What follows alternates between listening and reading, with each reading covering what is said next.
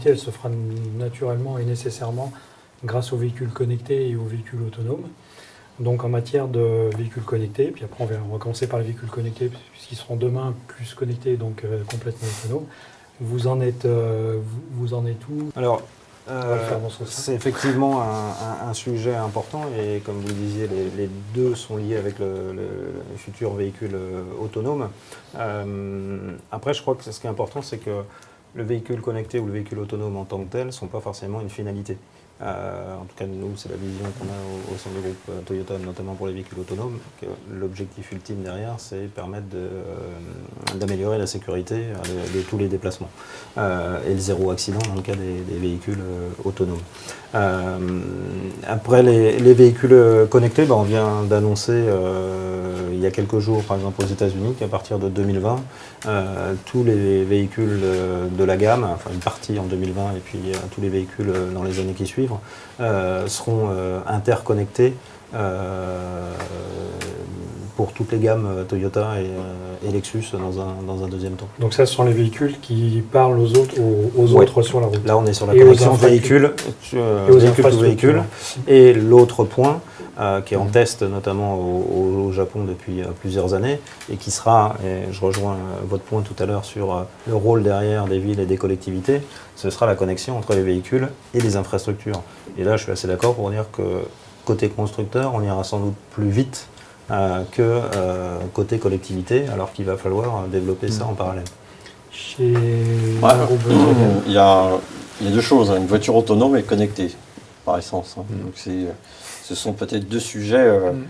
Les deux sujets sont connectés, mais je dirais on va les déconnecter. Aujourd'hui, tous nos véhicules que nous sortons aujourd'hui sont connectés. Ce qu'on souhaite, c'est se connecter à la voiture pour amener du service au client. Derrière tout ça, il y a comment pouvons-nous améliorer le service à l'utilisateur. L'avantage de connecter la voiture à nos systèmes, c'est anticiper par exemple des rendez-vous de révision, c'est pouvoir demain aller chercher une voiture chez le client. Je dirais qu'il y a un côté service à la clientèle que nous pouvons développer si la voiture est connectée à nos systèmes. Alors est-ce que par exemple tous les véhicules qui sortent aujourd'hui dans le groupe ont un boîtier en première monte sur lequel on peut... Oui, alors c'est des boîtiers, enfin c'est pas des boîtiers si vous voulez, c'est avec des cartes SIM. Aujourd'hui, on les a intégrés, on fait plus de post-montage. Voilà, donc vous prenez aujourd'hui les dernières Audi, on se sent connecté. Mais la philosophie des véhicules connectés, c'est de communiquer avec l'utilisateur pour lui amener du service. Beaucoup plus de services, pour éviter que notre client perde du temps. Bon. Ensuite, il y a, on va dire, les véhicules connectés dits autonomes. Ça, c'est connecté aux infrastructures pour avoir des véhicules autonomes. Donc, les véhicules autonomes, vous regardez, aujourd'hui, nous sommes pratiquement, vous prenez la dernière A8, c'est une voiture autonome. Alors, de quel niveau? On est au niveau 4, la 8, mais je veux dire, c'est que c'est déjà une voiture qui pourrait rouler en parfaite autonomie.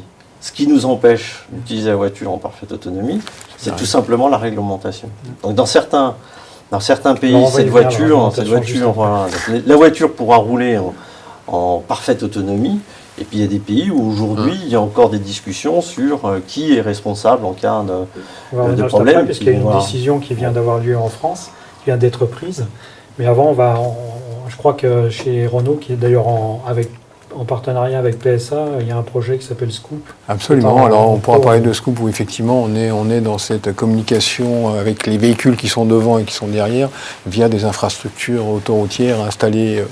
Donc je rejoins complètement les points sur le rôle de réglementation. Alors on parle des villes, des collectivités locales, on parlait tout à l'heure pour les infrastructures de recharge, mais pas que, aussi la réglementation, mais aussi évidemment l'État qui doit jouer son rôle dans la déréglementation ou au contraire réglementation.